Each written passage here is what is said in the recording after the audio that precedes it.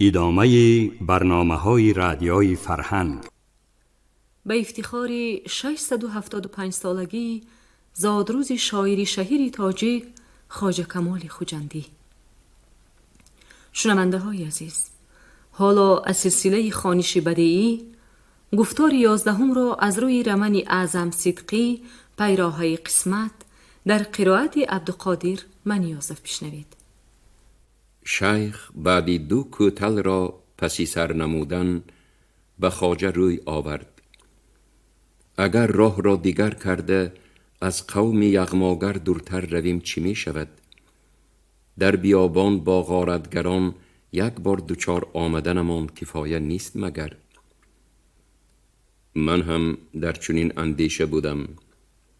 چشم به سگ دوختم و از وی شرم کردم. از نگاهش پی بردم که به من طعنه می زد. می پرسید که شما چه ذات هستید و چرا از مردم فلاکت زده می گریزید؟ وقتی شما در چنگال مرگ بودید ما نگریختیم، داد و فریاد برداشتیم که خلاصتان کنند. شما بانگ آن مرد حاجی را شنیدید و راهی گریز پیش می گیرید. به شما حیفم می آید. شیخ، شما به این چی می گویید؟ از گفته پشیمانم. زاهد به هم نشینی دانا کسی نشد، کج فهم را زی صحبتی دانا چی فایده؟ محمد دوستم، به هر حال در بیابان به دوش بار غم کم است. مستمند و بینوا کم دوچار می آیند. ضعیف و ناتوانها ناله نمی کنند. خدا می داند هر جا که زندگانی هست خوشنودی و بدبختی اینان بر اینان می گردند.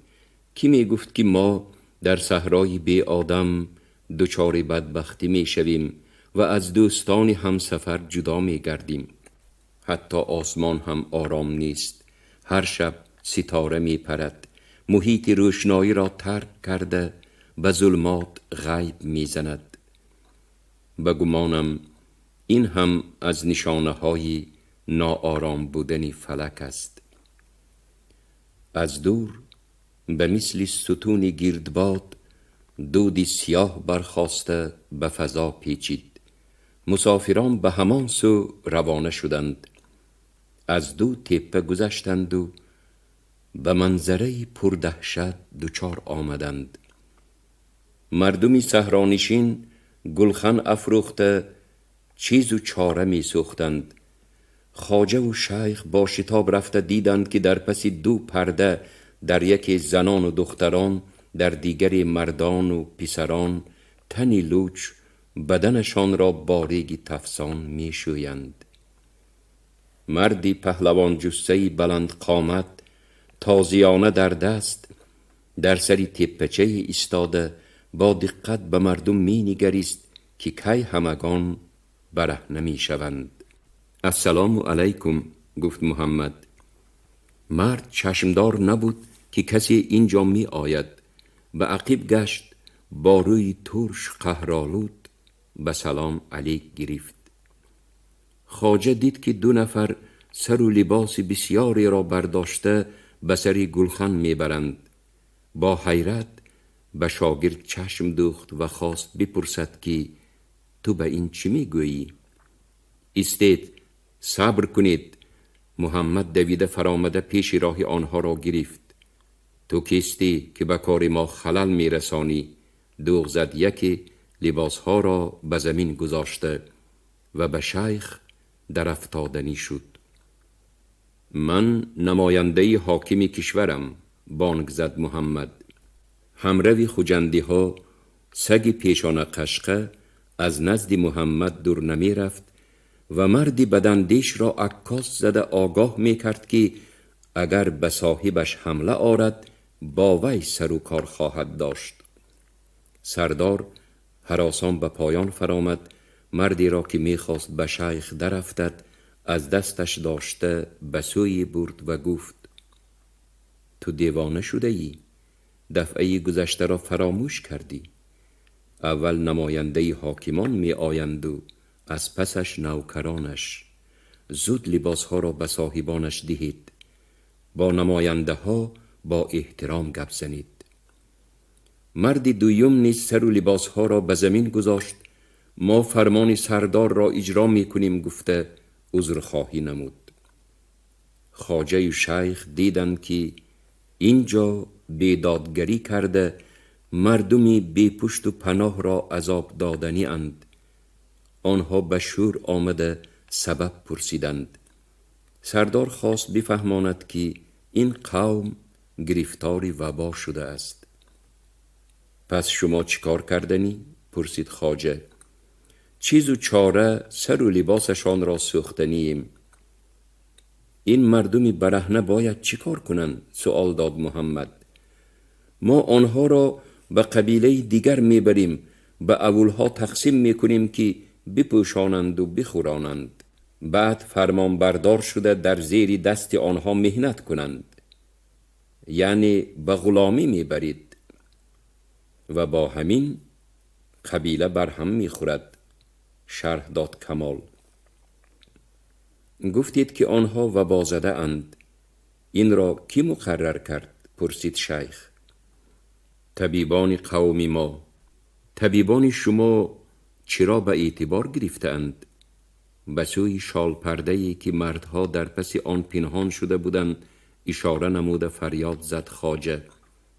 کنی 2 نفرتان لباس پوشیده اینجا برآیید. نوکر به 2 تن لباس برده به پس شال پرده هوا داد. 2 مرد ایزار به پای و جامچه به تن از پس پرده برآمده با دیده های اشکبار به نزد خواجه و شیخ و سردار آمده به زانو افتادند و زاری ها کردند که به حالشان رحم نمایند. یکی انگشتش را قطع کرده گفت: گاو و گوسپند، بز و بزغاله، اسب و خر همه اش را بردید. هر چیزی که ارزش داشت گرفتید. اکنون سد راه نشوید. مانید به یگان کنج کنار رفته سر به پناه بریم. مگر انصاف ندارید؟ بانگ زد مردی دویم. پس آن به خواجه و شیخ مراجعت کرد: الها روی کمی را نبینید. به این نامسلمانان بفهمانید که غارت مال مردم گناه است. از سر و لباس ما را سوختن چی بهره می یابند؟ زن و کودکان را تنی لوچ کرده از بلندی تماشا نمودن از روی دین و آیین مسلمانی است. چی طور به زنانی برهنه دیده دوخته اید؟ الها چشمانتان آب شده ریزد. از خدا ترسید. آخر وی همه اش را می بیند. اینقدر نالش نکنید. نماینده حاکم را دیده بلبل شده اید. همه اتان بیمار و بازده اید. کفایه. سخنی او را برید خواجه کمال. خط و سواد دارید؟ پرسید از سردار. وی جواب داد که ندارد. به دیگران مراجعت نمود و معلوم شد که یگان نفر نه خوانده می توانند و نه نوشته. خواجه به محمد اشاره کرد. محمد دفتر از بغل برآورده عرض کرد: ما با امر حاکم گرد و اطراف را پیاده و سواره دور زده برآمدیم تا ببینیم که در حق فقرا چی بی‌عدالتی ها می کنند.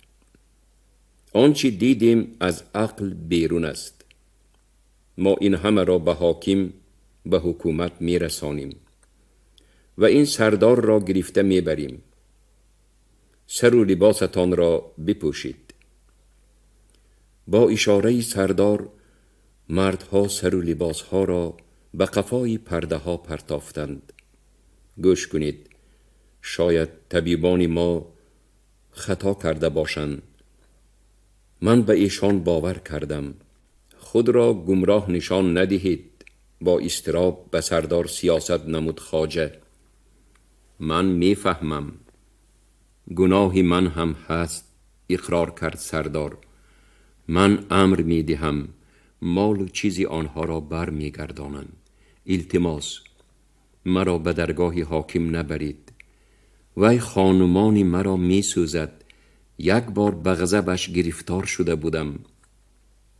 فرمایید که همه چاروا چیز و چاره هرچی غنیمت برده اید زود برگردانند. تیر و کمانهای ما فراموش نشود. خاطر رسان نمود مردی که با شتاب زدگی لباس می پوشید.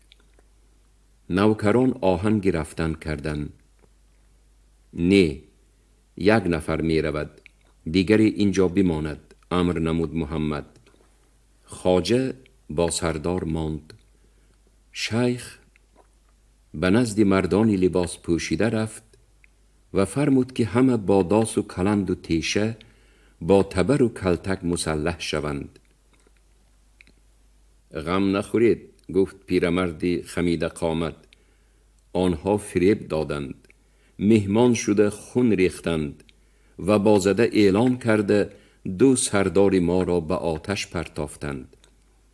دسته تاراجگر با غنیمت بدیه رفت. این 3 تن اینجا برای جزادهی ماندند. چند نفر از قوم و بازدگان پیش برآمده به نزد خواجه آمدند و دستان سردار را به پشتش بستند. این کارتان خوب نه، اعتراض کرد خواجه. ما گفتگو کردیم که خوشی به خوشی حق به جایش قرار می گیرد. ای برادر، آه کشیده گفت پیرمرد، مانید که محکم تر بندند، شاید در زیر بند به انصاف آید. این نامرد زر و زیوری زنان و دختران را از گردنشان کنده گرفت، به سینه آنها دست زد، 2 مشت لرزانش را به سر سردار برداشت. 15 نفر مردان بی سلاح چاروا و اسبها را با بارشان آوردند. مردی که پیشا پیش می آمد و اسب سوار بود رو به مردمی بادیه نشین آورده گفت: ما غارتگر نیستیم. سال پیش قبیله کوچمنچی از دیهی ما گذشت.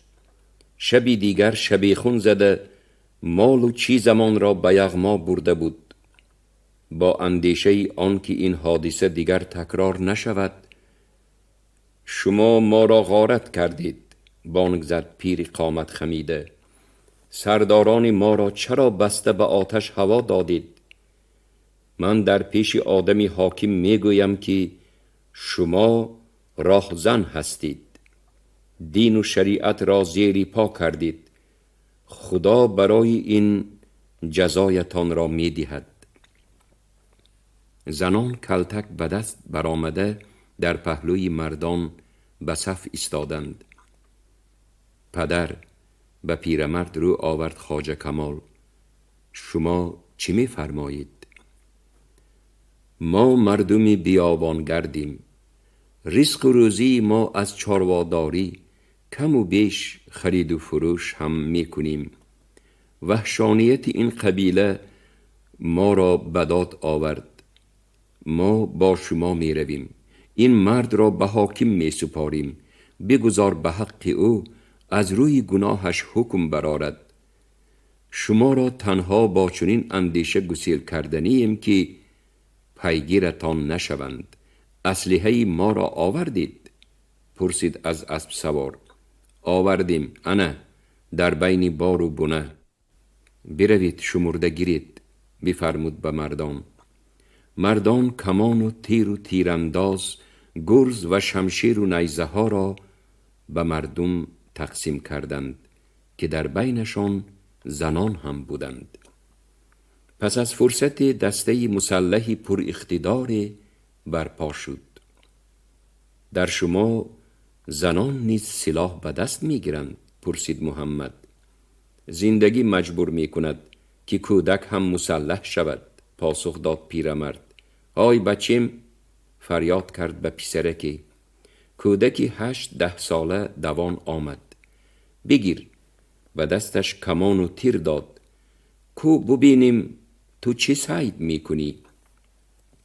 بچه به آسمان نظر انداخته دید که 2 لاشخور پریده می آید. به نشان گرفت و تیر خالی کرد. لاشخور پیچ و تاب خورده سرازیر به زمین افتاد. می بینم که زنان بسیارند، مردان خیلی کمند. یا هر کدام 3-4 نفری زن دارند؟ سوال کرد کمال. نه برادر، پاسخ داد موی سفید. در بیابان 3-4 زن داشتن با خودکشی برابر است. شوهری چند از آنان را این خدا بی خبران برده قتل کردند. دسته مسلح به سوی سردار دست برداشته دوید. پیرمرد عصایش را بالا کرده پیش راهشان را گرفت. الان صبر کنید، حسابمان را دیرتر با آنها برابر می کنیم. بگذار جای مرده های ما را نشان دهند. ثانی، آنها نمرده اند، فریاد کشید سردار. ها در پس تپه‌ای بلند 4-5 تن از زن و مردان به همان سو شتافتند. بعد چند مدت 12 نفر مردان پرقوتی تنومند اشکیل بند دست به پشت برگشتند. دیدید؟ گفت مردی پیر. مردان بازارگیر را جدا کرده اند که برده به غلامی فروشند. این قوم در غارت و تاراج مشقش را رسا کرده است. در 3-4 سال آخر چند قوم ما بی نام و نشان شدند. امروز به ما روشن شد که این کار آنهاست. دیدید؟ هرچی برده بودند بی کم و کاست برگرداندند. از شما التماس داریم، مرا از بند آزاد کنید. من به عهده می گیرم که به پای شما خار نمی خلد. اگر مرا ببرید، مردم ما برای آزاد کردن من به پا می خیزند، خونریزی می شود. خواجه کمال با پیرمرد یک سو رفته مصلحت کردند و راضی شدند که سردار را از بند آزاد بکنند. معلوم بود که پیرمرد به سخن خواجه گردن نمی فرارد و همانا یک روی می کرد. خواجه که بودن خود و صورت واقعه را بفهماند که او تسلیم شد. مایوس و خسته سرخم نموده برگشت. پیرمرد به سردار گفت که برای به مردم بادیه نشین دیگر ضرر نرساندن سوگند یاد کند. سردار با کلام الله قسم خورد. دسته بیابانگرد به قول او باور کرد و با خواجه و با شیخ به ره افتاد. از میدان بدبختی 100-150 قدم دور نرفته بودند که پیشان قشقه بیخواست عکاس زنان به سوی چاه بتاخت. محمد با یک مرد به آنجا رفتند. دیدند که سگ گرد چاه بی آب می گردد.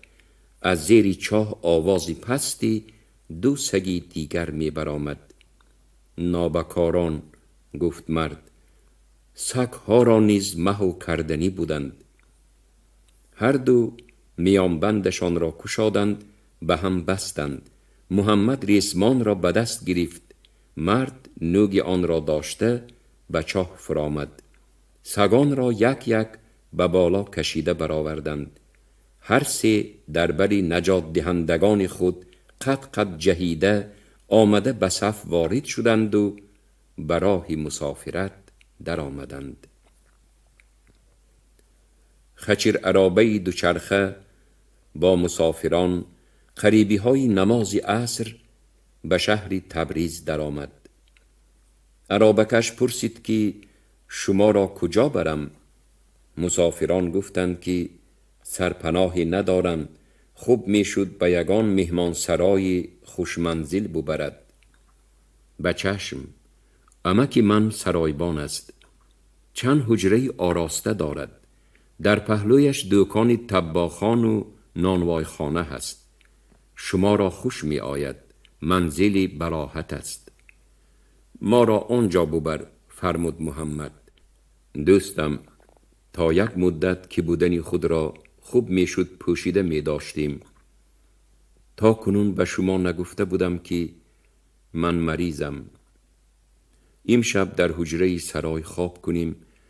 فردا برای اجاره‌شینی خانه باید پیدا کرد. استاد عزیز، من به دردکشی شما پی بردم، ولی به پرسیدن ابا کردم. سرایبان با برادرزاده اش در نزد دروازه گرم و جوشان حالجویی نمود و مهمانان را نشان داده پرسید که آنها با چه احتیاج اینجا آمده اند. مسافرند، کشوری بسیار را طی کرده اند، عزم سفری مکة الله دارند. پس آنها مهمان ما هستند. خوش آمدید، درآیید، به شما جای تیار می کنم، گفت و به حوله سرای رفت. جوان با مسافران به برگشتن عمکش در انتظار شد. محمد به وی حق خدمت داد و تشکر گفت که آنها را صحت سلامت به تبریز رساند. اصلا شما از کجا هستید؟ سؤال داد جوان. شیخ به استاد نگریست که چی جواب باید داد. ما از خوجند هستیم، پاسخ داد خواجه. از خوجند؟ از وطن خواجه کمال؟ درباره او چی میدانی؟ پرسید شیخ. میدانم که شاعری زور و پسندیده است. من چند شعرش را از بر کرده ام. شعرش را از کجا پیدا کردی؟ سالی رفته درویشی که او هم به مکة الله روانه بود، سرایبان آمد، صحبت قطع شد. امکی، این مسافران از دیاری خواجه کمالند. چی خوشبختی، شما با وی واخورده اید. چند بار از دور دیده ایم ولی هم صحبت نبودیم، پاسخ داد محمد. رغبت دارید که نقلم را دوام دهم؟ پرسید جوان. البته ادامه ده پسر، فرمود خواجه. درویش مرد خوش آواز بود. گاه از اشعار خواجه کمال سرود می‌خواند، گاه شعرهای او را قرائت می‌کرد. در عین زمان نقاش و خطاط خوشخط بود است. غزلهای خواجه کمال را به کاغذ ابریشمی رنگه نوشته حاشیه بندی کرده می‌فروخت و بر خرج سفر سرمایه جمع می‌کرد. من هم 2 ورق از او خریده ام. آنها را پس شیشه گذاشته در مابین 2 تخمان خانه آویخته ام. محمد شرایط زندگانی حجره سرایبان را آموخته و چنین قرار آمد که اینجا چند وقت زیستن ممکن است. به اندیشه او خواجه کمال راضی شد. حق به جانب شما، سراسیمه نشوید. منزل موافق انتخاب کنید. برای ما و شما مهمش آن است که قیمت نباشد. استاد، درباره درویشی که روانه مکة الله بود چه اندیشه دارید؟ نصرالدین تنبوری به یادم رسید، اما خوشخط و نقاش بودن او به من معلوم نبود. در هر صورت شخصی با استعداد بوده است، اما فرد خوشخوان و خوش آواز، نقاش و خوشخط، با تمام این فضیلت که لباس درویشی پوشیده ترک دیار کرده است، دانید که او انسان بدبخت می باشد. از کلفت یا بیدادگری ها کارد به استخوانش رسیده است و سرش را گرفته ترک وطن کرده است. دادر و برادر 2 شبانه روز از حجره بیرون نمی آمدند. پگاه و وقت استوا و شامگاهان به آنها طعام می آوردند. بیگاهی روز 2 جوان عرابکش به عیادت آمد. آنها را در حجره دیده بی‌حد شاد شد و آن ورق از درویش خریده را آورد. ورق بر روی تختچه چسبیده بود. خواجه و شیخ دیدند که خطی گویا نقش‌های بغایت دلفریب داشت. من با همه خطاط‌های خجند شناسایی دارم، اما این خط به من دچار نآمده است، گفت شیخ محمد. وی اسباب موسیقی داشت؟ چی می نواخت؟ پرسید خواجه کمال. داشت. وی تنبوری خوب بود. آواز و ساز تنبورش سحرانگیز بود. بجز غزل خواجه کمال شعری دیگر نمی خواند. به این چی می گویی محمد؟ استاد خودی اوست، من دیگر شبهه ندارم. در این 4 سال غربت ما از سری وی چه حادثه ها گذشته باشد. شما با آن درویش شناس بودید؟ آری، او هم درد و هم نصیبی ماست. فرق در آن که با گونه گونه راه به این وادی رسیده ایم. محمد وقتی منزل می کابید این چنین پرسجو کنید شاید وی در همین گرد و اطراف باشد. نه، گفت جوان، اگر در این نزدیکی ها می بود 100 بار به بازار می آمد، به دکان صحاف می در آمد. کجا رفتنی وی را از رسته هنرمندان فهمیدن ممکن. چند بار دیدم که در دکان عبدالله جبه‌ساز نشسته صحبت می کرد. این به شما سراغه خوب، گفت خواجه. به خدا که چهره شما خیلی گرم می تابد. از چی باشد به شما با یک دیدن مهر بستم. خوشنودانه گفت جوان. در محله خرس نادر به شما منزل پیدا کردم. چندان دور هم نیست. راضی باشید رفته ببینیم. تشکر پسر، کارتان همیشه با برار باشد. اسم شریف شما چیست؟ جوان خندیده گفت اسم مرا به زبان گرفتید. ها، شریف نامی خوب است. والدینتان دانسته چنین نام گذاشتند. خلقتان هم نجیب. خدا خواهد شریفی خاندان و آبرومند می شوید. محمد و شریف خانه بینی رفتند. خواجه تنی تنها بود که شخصی به در انگشت زد. مرحمت درآیید، در بسته نیست. مرد میان سال قامت بلند گردن دراز از در سلام داده در آمد. بعد نشستن هر دو آمین کردند. خواجه دسترخوان کشادنی شد. مهمان عرض کرد که شتاب دارد. به من گفتند که شما از خجند هستید. درست، ما از خجند می شویم. از روی حکایت یک مرد درویش هر دو به کسانی مانند هستید که او به جستجویشان برآمده بود. شما آن درویش را می شناختید؟ این زمان محمد و شریف از در وارد شدند. محمد، این کس با همان درویش شناس بودند. چی؟ با حیرت مرد بر روی محمد نگریست. شیخ محمد؟ شیخ خاموش بود. آره، گفت خواجه، شیخ محمد. پس شما حضرت خواجه کمالید؟ دیگر حاجت به پوشیده داری نمانده بود.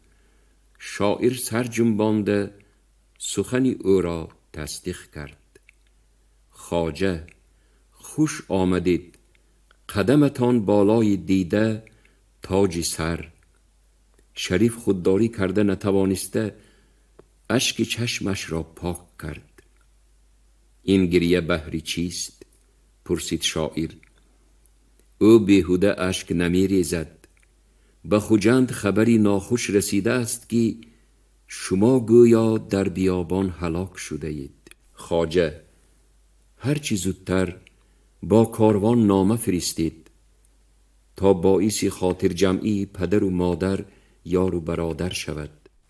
استاد، دلم گواهی می داد که خدا مرا به شخص معتبر روبرو کرد. رفته بری دامن خواجه را گرفته به چشم مالید شریف. این کس عبدالله جبساس. خواجه کمال از جای برخاست، برابری او عبدالله نیز به پا ایستاد. هر دو یکدیگر را به کنار گرفتند. درویش تنبوری به غیر از حکایت شما چیزی دیگر را نمی دانست. برادر، مرا ببخشید. او کجا رفت؟ به مکة الله می شتابید که در آنجا هر چیز زودتر شما را دریافت کند. ایمانی کامل داشت که شما زنده اید. من 2 سال قبل از این از خوارزم به خوجند با کاروان مکتوب فرستاده بودم که بعد از خلاصی از فلاکت بیابان بود. قسمت کاروان ها به خودتان معلوم. سالهای آخر بازار گرگربایی ها تفسیده است.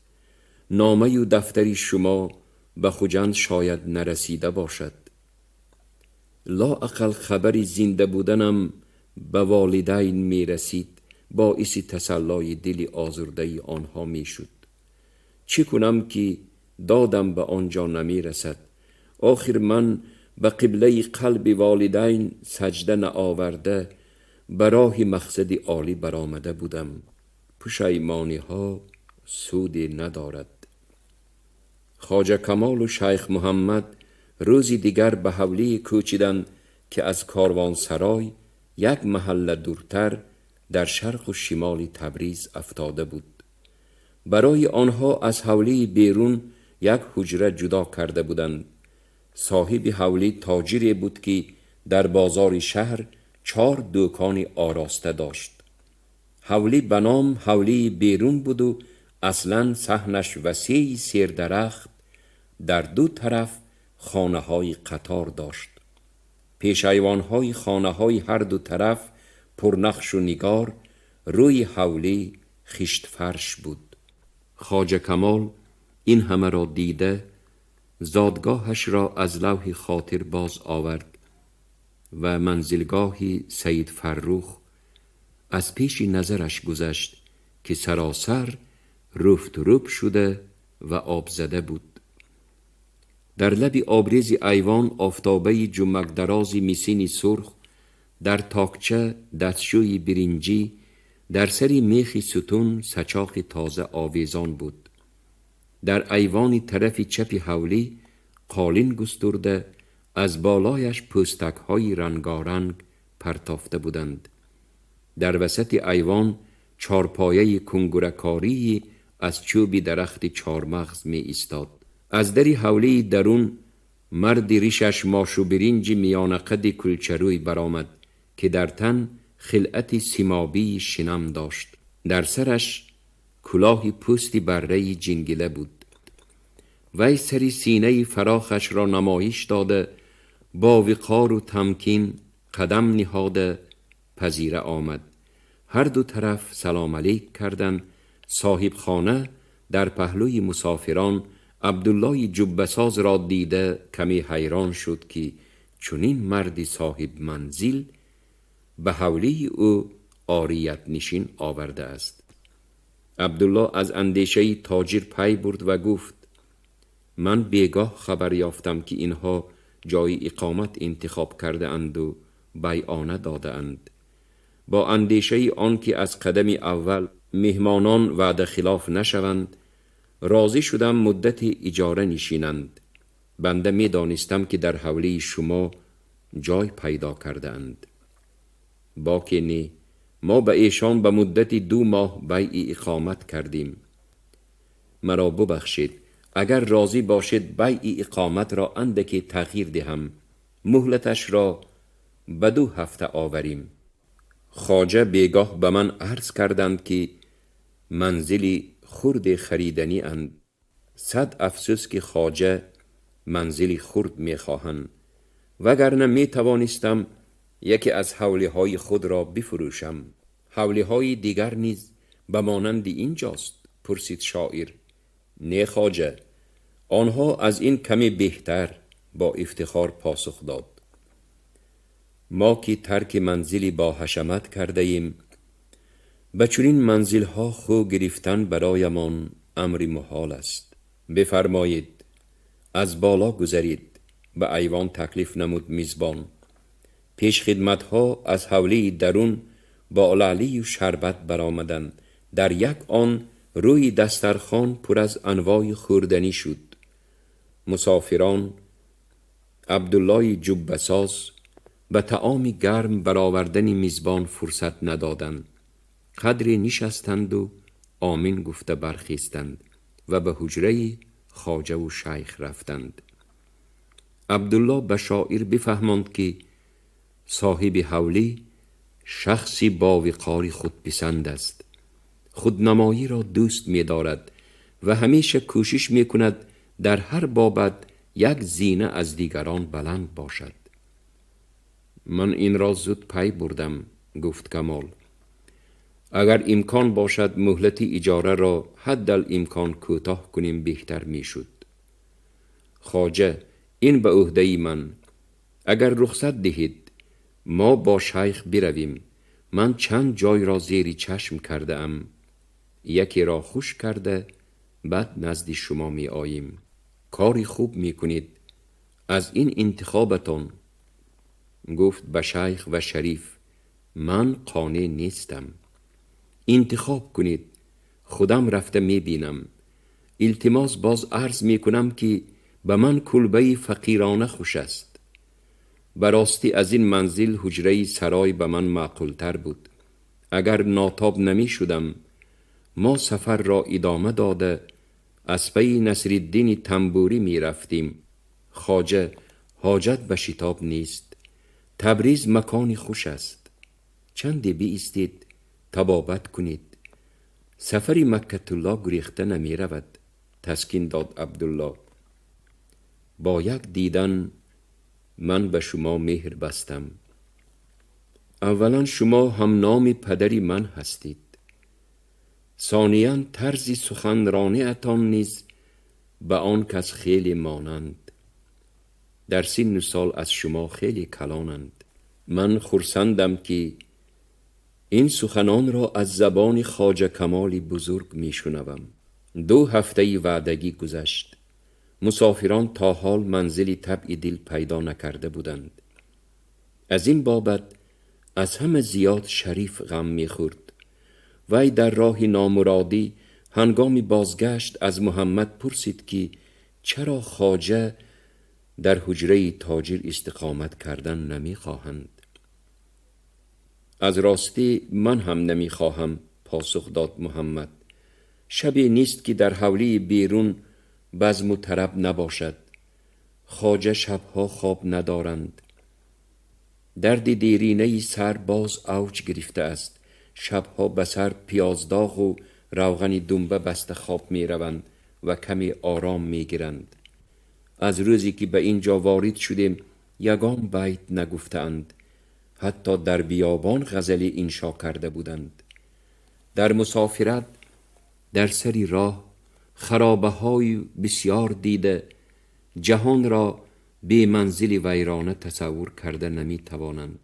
در مسافرت در سری راه خرابه ها را بسیار دیده جهان را بی منزل ویرانه تصور کرده نمی توانند. هر یکی را پیش نظر می آرند. از حال و احوال مردم غم می خورند. عبادت می کنند. به خداوند کریم التجا می نمایند که به حال مردم بینوا رحم کند. در کنار راه کوچه پیرمرد دوچار آمد که به در حوله قلف میزد. به سلام جوان مردان علیک گرفت و از پی آنها تا دیرگاه چشم نکنده نگریست. شیخ حتی به شبهه افتاده 2-3 بار به عقب نظر انداخت. پیرمرد بانگ زد: های برادران، صبر کنید.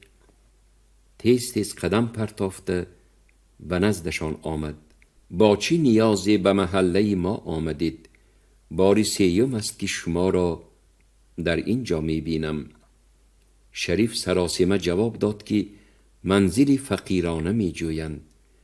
موی سفید خندیده گفت خریدار به بازار می رود اما نمی داند که همسایه اش خرفروش است. در این شهر از حولی من دیده منزلی ناآبادتری نیست. مرحمت ببینید، پسند آید حولی از آن شما. حولی پسند نآمد. حولی برای خواجه، گفت شریف. خواجه مسافر. پیشی سخنی شریف را برید شیخ که نام کمال را به زبان نآورد.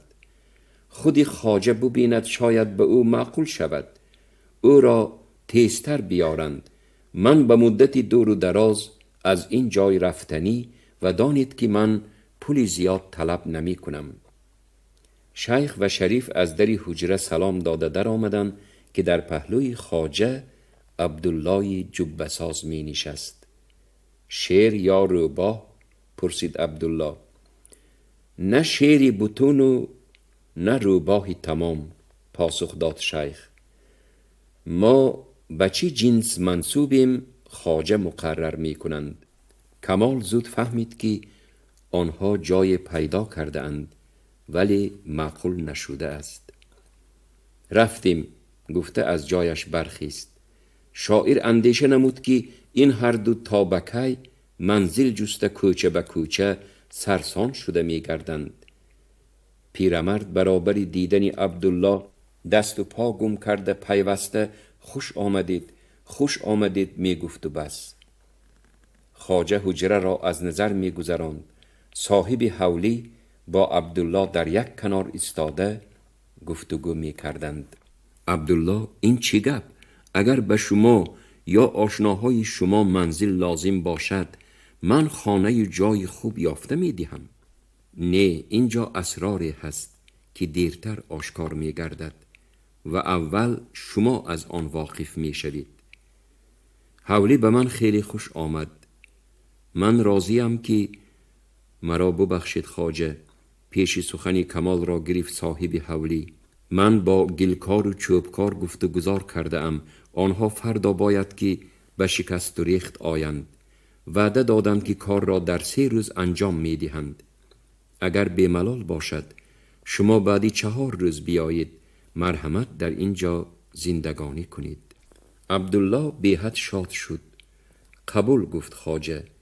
نرخ حولی خرج شکست و ریخت چند پول می شود به ما بگویید.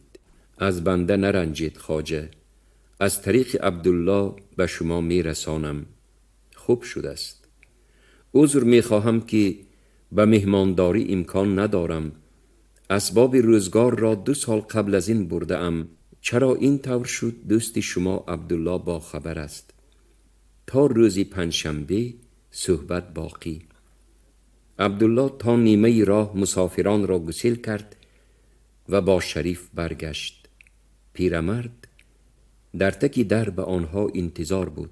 نخواد شما مرا 7 فهم گمان کردید، اعتراض نمود. خطای من در آن که در حال که بودن مسافر را درک نکرده ام.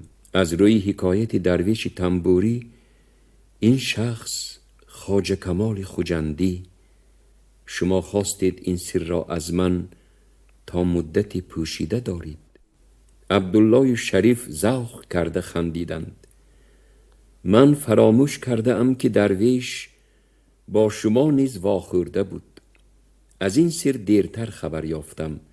مسئله شکست و ریخت را که گپ زدید فهمیدم که برای چی سودا را کشال می دهید.